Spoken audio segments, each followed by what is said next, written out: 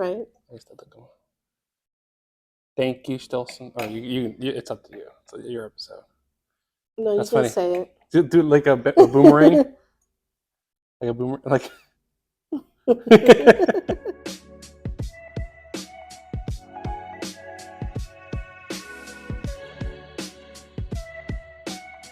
Welcome to another episode of Get Real Estate with Liz. Today we're at Stilson Sellers, and today I have a special guest, my current client right now, Miguel, here with me.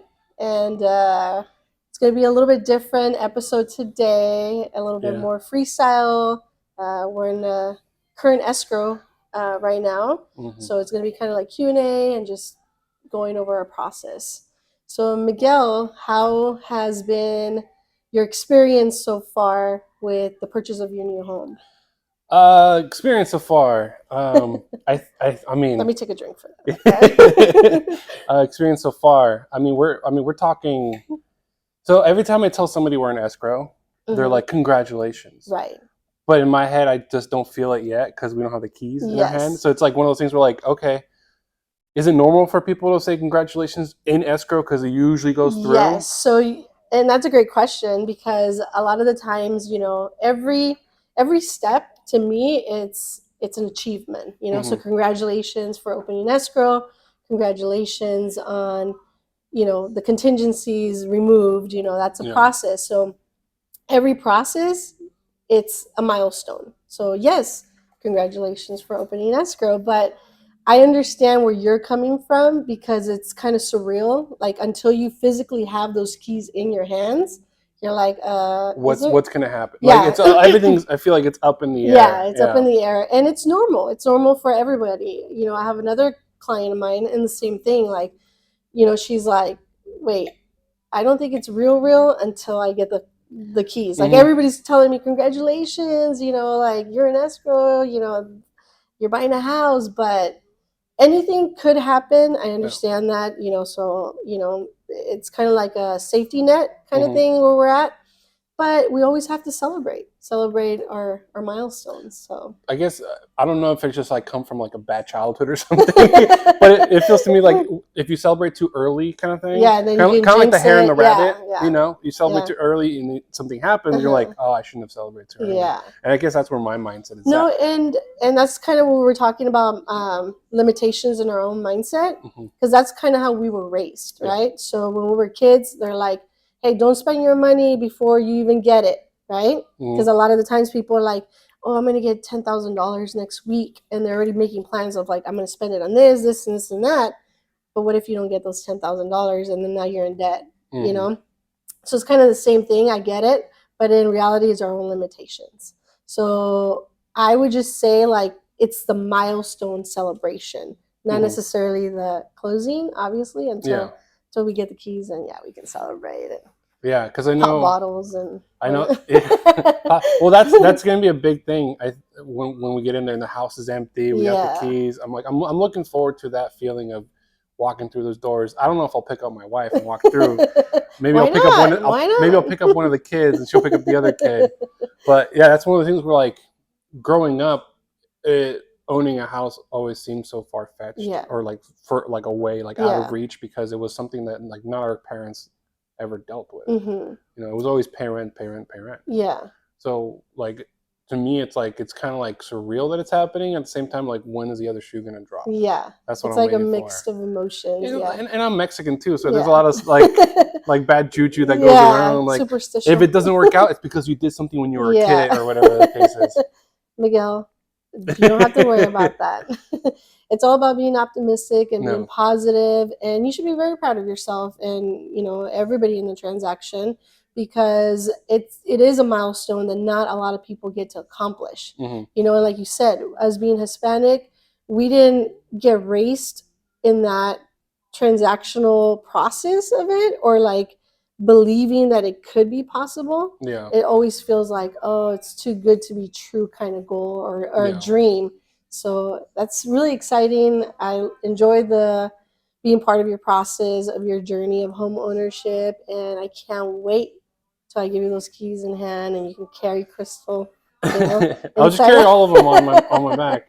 Yeah. You can do it. So I'm sure you've had a lot of experience dealing with this kind of stuff, and the clients getting stressed or worried about do you have a story for us or for your people, I guess, but about like close calls, like what's like down on the last minute? I mean, I've seen it all. Yeah.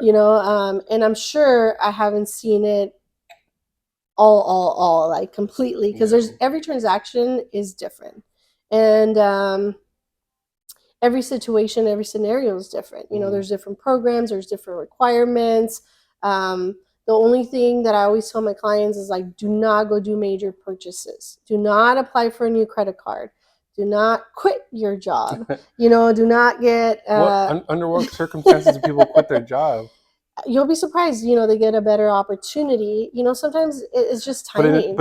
So when you described showing pay stubs, at least for the 2 years for that job, is it because they changed career paths? No, it's a standard protocol. Any bank's gonna require you 2 years of taxes, because they want to make sure that you've been consistently working. Yeah. And that you can justify your income. But you can change jobs within the last, month or 2 or 6 months, as long as it's the same line of field. So say you're a manager for Park Cinemas. Yeah. And then you get an offer somewhere else as management. As long as it's management. As long as it's management, as long as it's the same line of field, then it shouldn't be a problem. What if it was management like in retail instead of It doesn't matter. It depends on your title. So I'm not going to change jobs right now. Okay, Park Cinemas. Don't freak out. I feel like every time I mention it about other people, like other work, they're like, "You're not leaving us, are you?" Right? No. So yeah, as long as your job title doesn't change, and it shouldn't matter. Now, if you're going to be, as far as what I'm saying, same line of field, like you're a manager, and then you're going to be a manager again. Yeah. If you're a medical assistant and then all of a sudden you're a cook, that's totally two different things. So that's where the red flags come in, and they're like, oh, we need them to at least be in the job for at least a year, because it's a different line of field. So they don't know if you're really going to keep that job or if you're just like job hopping kind of thing. Got it. So don't become lead engineer at a factory or something. Not yet. Okay. Not yet until after we close escrow. Until after you close escrow, then you can do whatever you want. One of the questions that popped in my head this morning, is escrow ever extended? Yes, that's a great question. Another great question. So usually when we write up an offer, depending on the scenario, because sometimes the seller needs specific time frames, or we as a buyer, have specific time frames, like you need to move out by a certain date, or you need a little bit more time or less time, or vice versa. But say we open escrow and it's a 45-day escrow, right?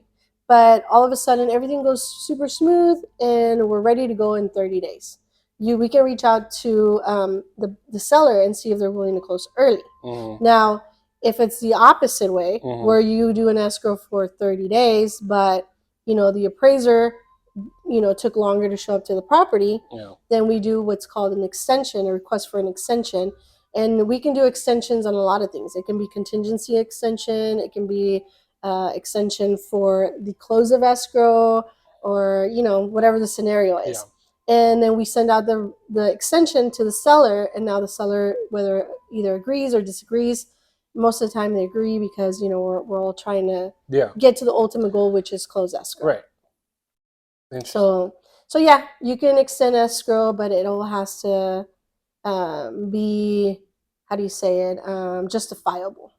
Why are we extending escrow? Yeah, because one of the things that I noticed, like, we hear more of, because we're in the process of it, is when people are trying to get a house, they'll get these loans from family members. Right. And one of the things that we're coming across is traceable money. Yeah.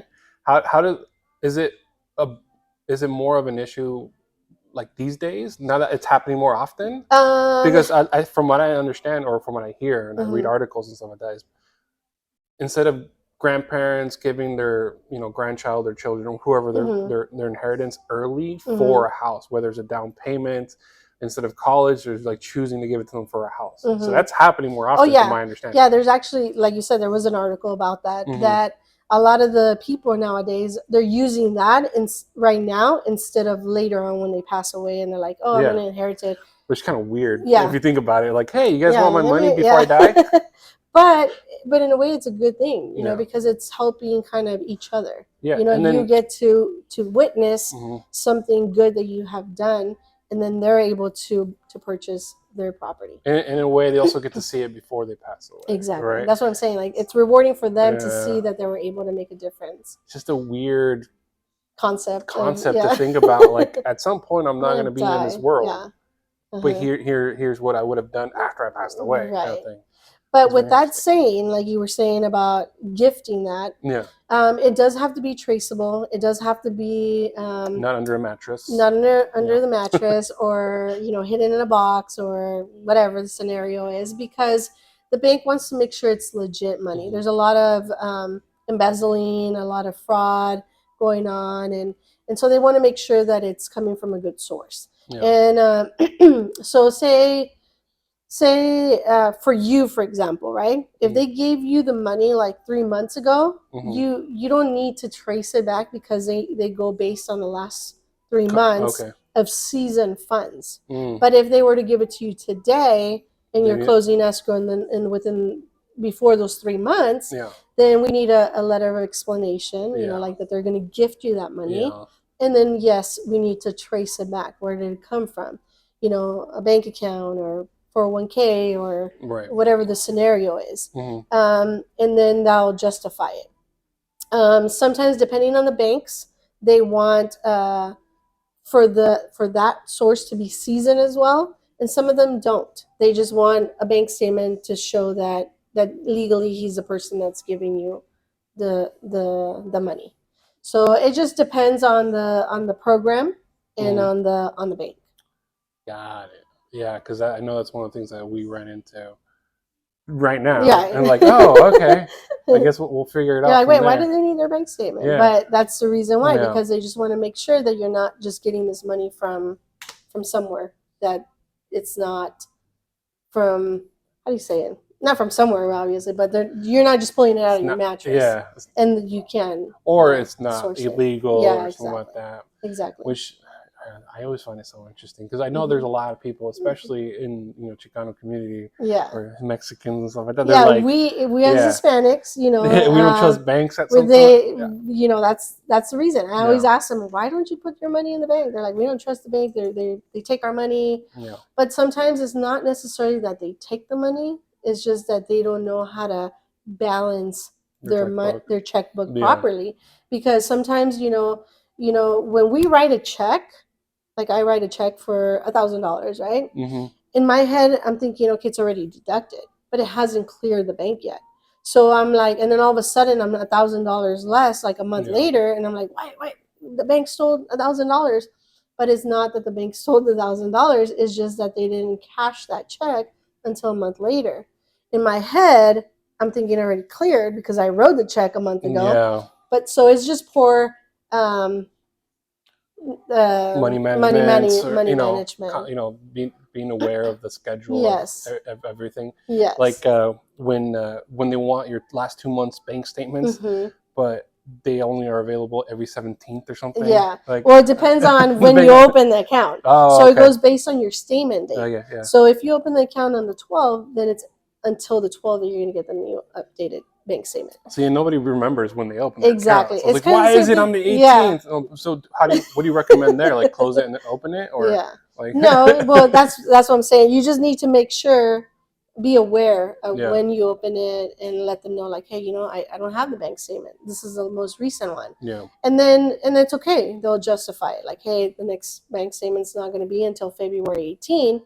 So you're not going to be able to see that bank statement. And then it's just all about communication and clarifying it with the bank, and then they'll understand. So with that not reflecting the current bank statement, is there other ways to like show them history, or sometimes not screenshots, but something similar? Well, they'll ask you for sometimes they'll ask you for your how do you say it, like up to date statement. So you can just go to the bank, or you can print it out, and then it shows up to this day all your transactions. So, but sometimes the banks don't even request that.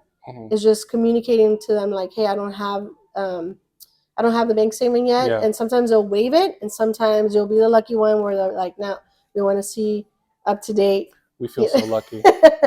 Because I feel I mean, just to give some set of events, like we've given their statement like 3 times already. Right. You know, and I think this might be the 4th. I could be wrong. Well, it's because when and it all depends on the process, like I said. Sometimes, when you start looking at a property or you're starting to get it pre-approved and say that was in October, so you had September and August, right? Yeah. So then you start looking at properties and then you provide the new bank statement of November.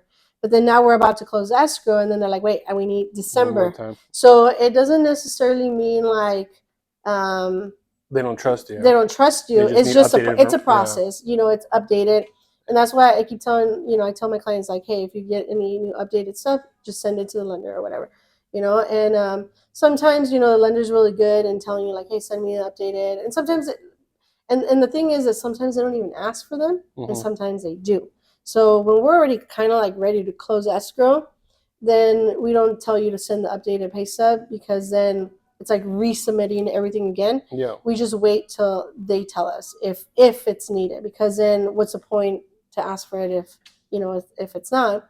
But like sometimes I'll be like, if you have it, just send it. Yeah. Because that way you're top of mind, and then if they need it, it's right there. Got it. But everything, like you said, you're not close until you get the keys. So anything can happen where they can be like, oh, we need a letter of explanation for your extra pay. What is this extra pay for? Oh, yeah. Or what is, how come there's inquiries and, whatever the scenario is. It can just be an easy letter where we can just write like, oh, there was inquiries because at that time I was trying to buy a car, now no more, blah, blah, blah, or whatever. Yeah. So letters of explanation can be for anything. But yeah, it's a learning experience. Well, yeah. Well, I think when you had Jose Castro. Jose Castro. Jose. Yeah. When you had Jose Castro, after you recorded the podcast, I asked, like, what was the question? It's like, how many clients do you find you talk to that eventually they become like experts at real estate almost? So it almost feels that way. Yeah. Because they're in the process. Yeah, in the process. And I'm glad. I'm glad that my clients, I open up the door so you can always ask me questions as many times as you want. Like, even if you repeat me the same question, there's no such thing as a stupid question. The only stupid question is the one that you didn't ask, because it's important for you to be aware of what you're getting into, because a lot of the times people go in blindfolded and they're like, oh, me metí en eso and now I'm all drug, like not drug, but drogada in Spanish they dicen drogada. You're hooked. Yeah, you're hooked. So now you're like, obligated and you feel like pressured or whatever. And I don't want you for a second to feel like that in any experience. So I'm very open, and if there's any concerns, like, hey, let's try to figure out what's going on or why are they asking for this and stuff like that. But yeah. My clients ask me a lot of questions, and at the end of escrow, they're like, "Oh, I think I want to be in real estate, or I'm in a little bit of an expert." How much did you get out of all this? And then they start going, I can do the same stuff. But in reality, honestly, like the people who do it, if they're, what's the average like time a realtor you think would be good when they become like decent realtors? Because obviously, beginner, you have a lot of help from peers and stuff like that. Like for you, who helped you? Do you still feel like a amateur, an expert, or even beyond that, like a teacher? I never say that I'm an I'm an expert. I'm an expert. You're certified. I'm certified or whatever. But it's always a learning experience, regardless whether we feel like we are the expert. You're always learning because the laws are constantly changing, the contracts are changing, the scenarios are different. Not every client is exactly the same. Right. But as far as to answer your question, as like when we feel more comfortable, I think it depends more on the individual, because a lot of the times agents come in as part-time, or they do one deal here and then or they partner. Or they're partnered, or they're just like a helper, or so it basically comes down. I don't think there's an exact time frame as to when you can say I know it all, because like I said, we're constantly changing. Yeah. That's why we go to meetings every week. There are MLS meetings. We're up to date with government regulations. What does MLS stand for? So the MLS is like every region has their own MLS office. So it's like for all realtors to come in, and also our affiliates. So like our home inspectors, loan officers, and stuff like that. But we have weekly meetings. In Paso, they meet every Tuesday. Arroyo Grande, they meet every Friday. So San Luis meets every Tuesday. Santa Maria meets every Tuesday. And it just depends on when you want to meet and when you're and where you want to go to. But you learn if there's changes to the contract, if there's changes, like there was fraud going on with wires. So it's awareness that we provide to our clients, as well as awareness for ourselves, because we have to be top of mind, top of what's going on right now. That's why when people tell me, oh, my dad told me when he bought his house 10 years ago, and I'm like, okay, we can't compare. Well, yeah, the house we're hopefully going to close on is there was a lot of like not grounded outlets and stuff like that, and GSFI. Nobody thinks about this. Yeah, GSFI. Nobody thinks about that kind of stuff, or like the drip pan on the water heater or whatever. Nobody thinks about that unless you work at a business where you're constantly calling techs out to do this kind of stuff. No regular person is going to think about, oh, are my outlets up to date before you sell? Exactly. And that's kind of the same thing. That's every year there's constantly new regulations, like the low flow toilets, depending on the city, and where you are buying your property in Shandon or in Paso, because the laws don't always apply for every single house. Yeah. So that's why it's important to get a home inspection. Your appraisal also calls out certain things. Your water heater has to be double strapped, because in case of an earthquake, if it moves or whatever. Yeah. And a lot of the times people don't even know that. You rent a house or you buy a house and you don't get that home inspection, or you don't have that knowledge, or when you're selling it, you don't think about little things like that. Even the self-door closing on the garage, the door has like a fire hazard, because the number one fire happens in the garage. So if that door stays open, the fire can go into your house quickly like that, when there's a firewall created for that reason.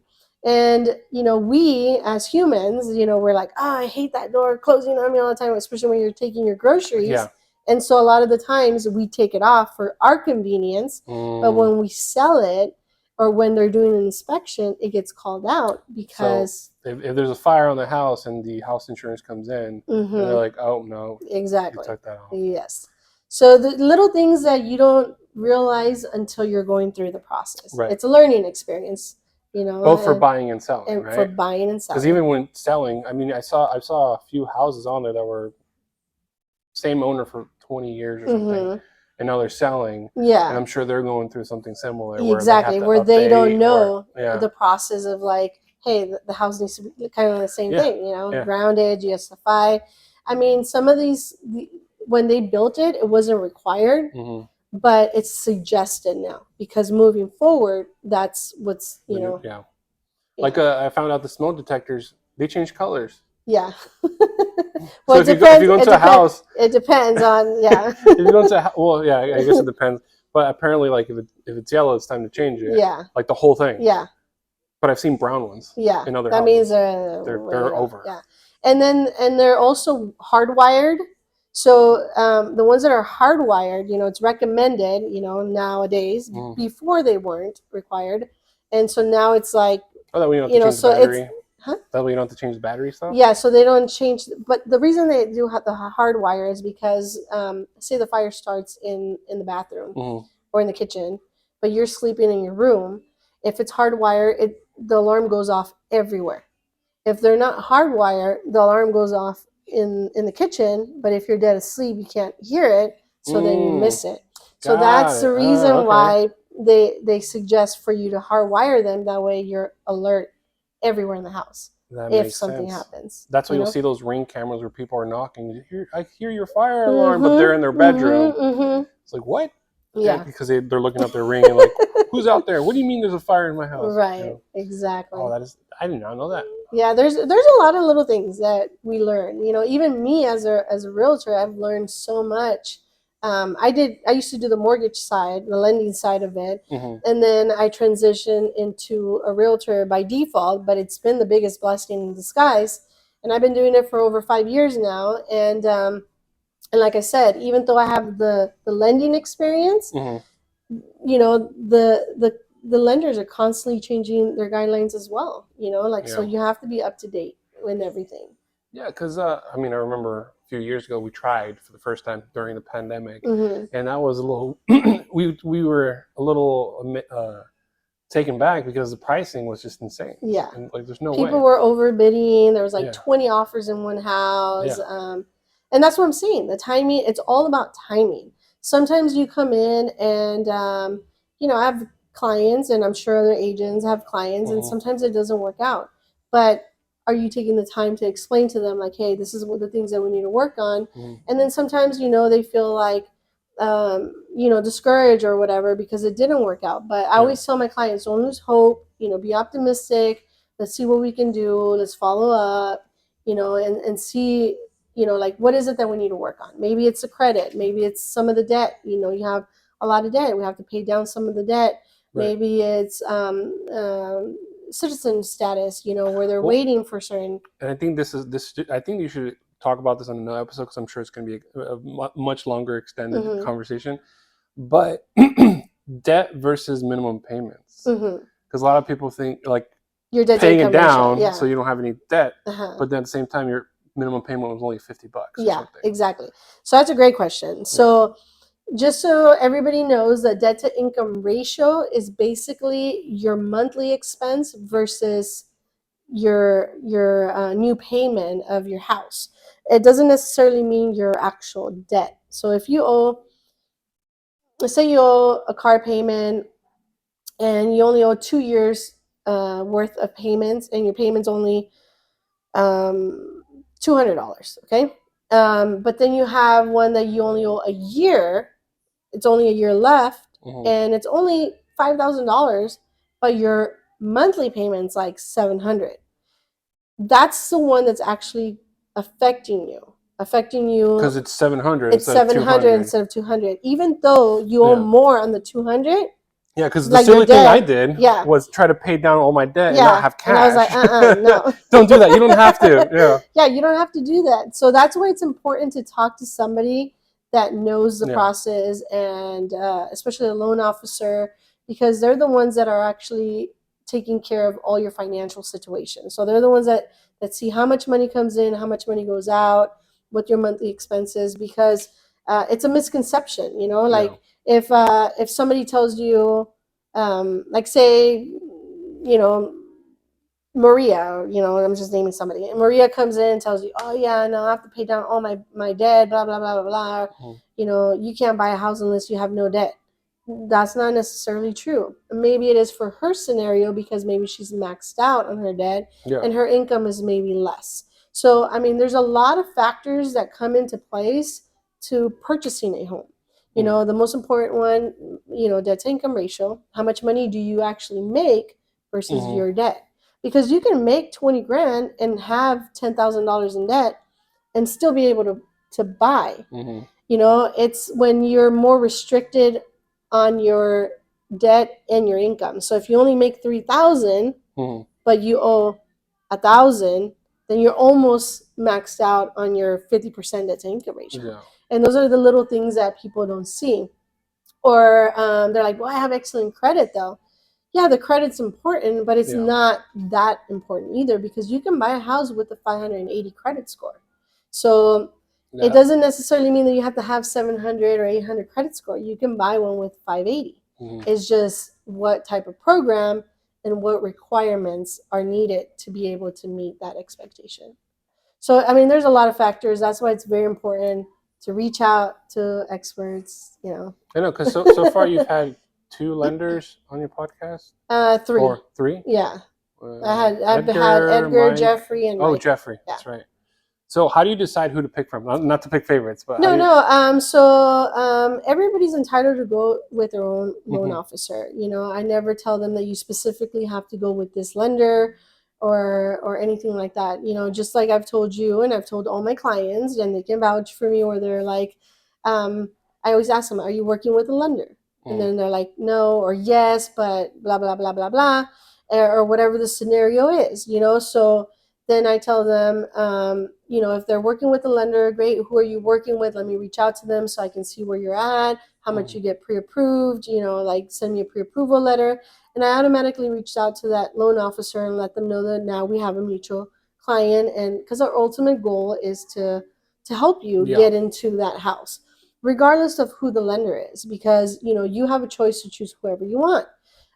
Now, if you don't have a lender, right, and you tell me, no, can you refer me to somebody?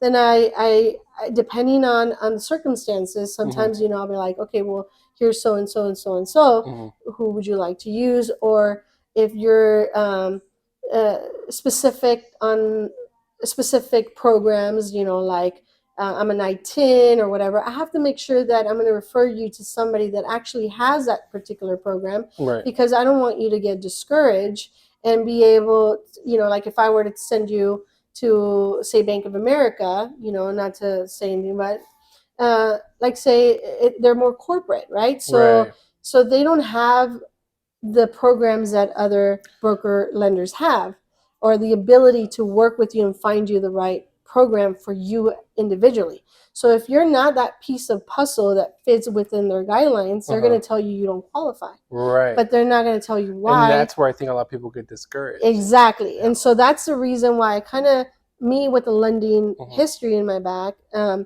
always kind of figure out, okay, well, what's your status? Not necessarily your status like residential status or anything. I mean, like status, like where you stand, like what are your goals, what are you trying to do, and then they open up and they start telling me like, oh, well, we don't have no money down, but we want to buy a house, or hey, we're first time home buyers, or like, hey, we want to be an investor, because every transaction is different, and you have to be able to refer them to the right person. People that are very adamant about buying a manufactured home, not you tell them the pros and the cons, and if they still want to continue, then you have to refer them to somebody that specializes in that. Right. Somebody that does like manufactured homes, not on a permanent foundation, which could be Murphy Bank, US Bank, stuff like that. So it doesn't necessarily mean that I have a preferred lender or somebody that I use all the time, but you always want to make sure that it's somebody that's going to be able to help you in your scenario. If you're already working with somebody, I respect that, and I tell you like, hey, send me who it is, And I've worked with lenders in San Diego, or up in Salinas, LA, Modesto, anywhere, as long as you are okay with it, because at the end of the day, I want to make sure that you're comfortable, that you're getting the answers that you're that you have answered, your questions that you have answered, and that this is a smooth and easy transaction for you, and have a good experience, because obviously this is your first time buying a house, so you want to be able to have a good experience and not As I'm shaking. Drink up. But it is a learning experience, and know that no matter what, like I'm here, so I can't promise you, rainbows and flowers and everything all the time, but it's going to be, scenarios where, hey, there's something wrong with the house, or hey, the bank needs something else, or hey, blah, blah, blah, blah, blah. But know that I'm here. Like, hey, I offer, like, hey, if you need me to go help you out, or if I need to go scan some documents, just let me know. I'll be right there. Or, hey, the seller didn't budge on the offer. Yeah, but yeah, the seller didn't agree or whatever. Yeah. And it's like sometimes we have bad news, but bad news, let's work on it. Let's find out solutions for it. Like maybe we can get it somewhere else, like do the inspection and figure out negotiations there. It's not always about the price. It's not always about, certain things, it's all about, communication and being able to work together and find solutions to our little hurdles that we get throughout our process. So, but yeah. Fingers crossed to hopefully closing. God willing, it's gonna close. Everything so Yeah. far so good. I mean, yeah, little things, that they ask, but it's common. I don't want my clients to ever feel discouraged and feel like, oh my gosh, what now? And like, what's going to happen now? But it's just a process. Yeah. Yeah, I think once we, get the keys or in the house, everything was just, from my understanding, like now everything like it's kind of lifted. Mm-hmm. Like it's gonna be so surreal and so like yeah, and then you go through that like okay, and then okay, done, and then you can breathe again or something, because that's what it feels like right now. Yeah, right now it feels like you're holding your breath underwater. Yeah, and we're doing it right before like tax season too. So we're like, there's a lot of things going on right now. So next year tax season will be different, but this year we're like, oh, if we would have waited one more month for taxes, maybe that would have helped. Yeah, those are thoughts. But those are the things that I always tell my clients, it's all about timing. Yeah. It's when you're prepared and the opportunity is there. Yeah. Because now you're starting to see more properties come up in the market, but there's more competition. There's more. Yeah, and right now you have, not to brag or anything, but he's, like getting, if you don't mind, 100% financing, and a lot of the times. I didn't know we can do that. Yeah, so it's 100% financing, no money down. We're getting closing costs from the seller. So, I mean, it doesn't get better than that besides the VA loan, all those veteran people, reach out I'm to join the military now.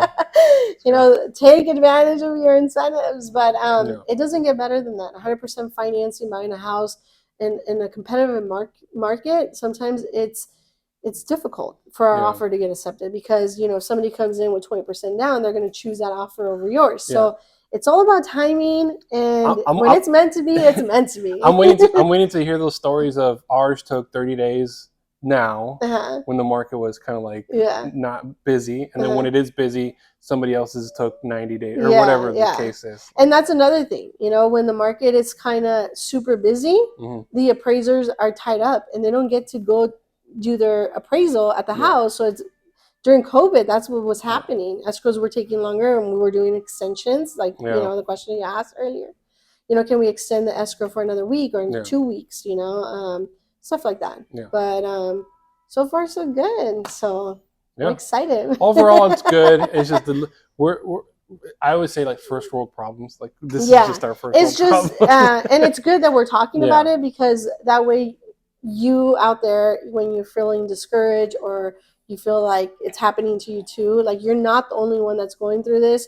It happens. It's just stages of the transaction. We need a new updated pay stub, and we need and we need to track the money. Yeah, and it all depends too of when we are in escrow, because it depends on if we're at the end of the month, the beginning of the month. Right. It just depends on a lot of things that they require certain things. Yeah. You got a new pay raise. Now you need to justify it. They do a VOE. VOE is verification of employment. They do a physical one, and then they do a verbal one right before we close escrow. And a lot of people don't know that. And that's the reason why I'm like, don't change jobs, because even though you physically have your verification of employment, if you change jobs and they call it your employer and they're like, he's not here, then because it's happened to me. It has happened to me where we were in escrow and my client decided to be an apprentice for a better job, but in that particular moment he had to take a pay cut because now he's an apprentice. So it's just kind of like, wait, what? And we got the physical VOE stating yes, he's working here, blah blah blah. But by the time we closed escrow, it was like different. We're like, wait, no, and sometimes, as much as we tell our clients, because they're not used to this process, this is not like a process that you do all the time. It's like once you buy a car in a day. You buy a car in a day, the house is 30, 45 days. Yeah, exactly. And not that's just escrow. Yeah, that's just not escrow. Even looking. That's not even waiting. Not looking. That's not this is like your biggest investment that you're going to make in your lifetime. God willing, it's a stepping stone for many more to come in the future. But as of right now, this is your biggest investment. And so it is important to be aware, to be in the moment, to ask questions, to learn, because now you're going to be experienced for your next transaction. You know, like, oh, I already know. Okay, contingencies. I already know. Blah blah blah. And more prepared. Yeah, be because there's more a few prepared. questions like, wait, what's this? Wait, what's Exactly. this? Even though you probably mentioned it at some point, I was like, where's this fee coming And that's from? a good point right there, because sometimes, you know, when I'm showing properties, I kind of like throw snippets of what the process is going to be, and I tell them like, hey, we're going to have to order appraisal. It's required by the lender. Home inspection, it's not required, but I suggested 110% because it gives us the opportunity to negotiate repairs, credits, or simply back out of it if there's major problems with it. And even though like sometimes I say things, it doesn't register all at once because we have emotions going on. You know, we're excited to see this house, or like we forget, or whatever. So that's why I tell my clients, don't feel bad because you're asking me the same question, or you feel like, you know, you are asking the same question. Maybe I just gave you a snippet, or maybe I didn't explain it up in detail yet because it wasn't the time being, but I kind of do like bulletproofs or bullet points or whatever they call bullet points. And then you ask me again, and that's great. When we signed the final one with a certain like certain contingencies or whatever it's called. The contingency. Yeah, I for some reason I thought when you wrote it down we were gonna pay like 10,000 more, and then we are gonna get certain back. And I'm like, wait, I just signed this. And then I was talking to my wife, and then she told me, like, no, that's not what I got. And I'm like, but that's my mind getting away from me. Yeah, and it's true, you know, because it's all about perception. Remember, you know, like how do you the angles, you know? So he sees one thing, she sees another thing, and I see another thing, because this is my job. I know what I'm doing. You take it a certain way, she takes it a certain way. So that's why it's important to get clarification, and it is, over and over and over until everybody kind of gets it. We created a group text message. I always do that with my clients, so we're all on the same page, because maybe he has a question, and then maybe she had the same question, but she hasn't asked me yet. And that way we all kind of know the answer to the question. Certification, or whatever you want to call it, clarity, I would say, re-clarity or whatever. So it's important. It's important. Communication is key to everything, to relationships, to business, colleagues, our clients, ourselves, you know, anything. Yeah, and I think this is why you started a podcast. So if you guys have any questions, any concerns, anything you guys want us to talk about, please feel free to reach out to me at any time with direct questions, or send me a message, and I can talk about it in our podcast, because maybe your question is the same question that others are wanting to ask me. So feel free to reach out to me on my Instagram, Facebook, or my personal cell phone, Realtor Elizabeth Gutierrez, phone number 805-286-6617. Miguel is not only my client, my friend, but also doing this podcast for me, and I'm sincerely grateful for that. And go see the Super Bowl at Park Cinemas. We're gonna play. If you guys like this style for her, like remote, let us know too. Let me know what you think about this remote feeling, or if more in office setting. Let us know. I would love to hear your input. Miguel, do you have any other questions, any concerns, anything else that's kind of... I'm sure I'll have some tomorrow. Okay. But welcome back. I don't know if people knew, but I was a little bit sick, but now I'm ready to go. So she's alive. I'm alive. Yeah. Thanks. Thank you, guys.